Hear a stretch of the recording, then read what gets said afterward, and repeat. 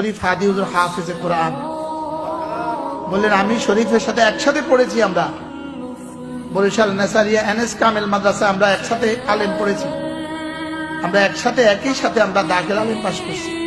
সে হাফেজে কোরআন, সে তাহাজ্জুদ গুজার ছিল।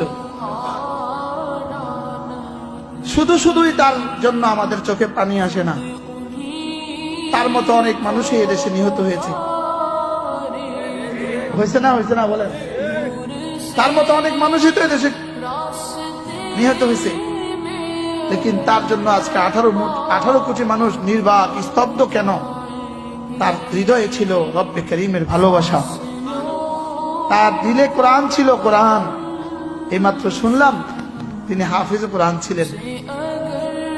আল্লাহ তাআলা তাকে শাহাদাতের সর্বোচ্চ মাকাম নসিব করেন, যেন শুহাদায়ে বদর তার ইস্তেকবালে ছুটে আসে, যেন শুহাদায়ে বদর তাকে মুআনাকা করে, শুহাদায়ে বদরের সাথে যেন তার হাসর হয়। আল্লাহ এই নওজওয়ানের শাহাদাতকে আল্লাহ তাআলা কবুল করেন।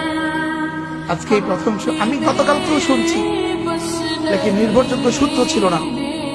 আজকে তো নির্ভরযোগ্য সূত্র, তারই ক্লাসমেট, তার সাথে একসাথে পড়েছি। শাহবাগ মডেল থানা মসজিদের ইমাম, মডেল মসজিদের ইমাম যে শরীফ হাদি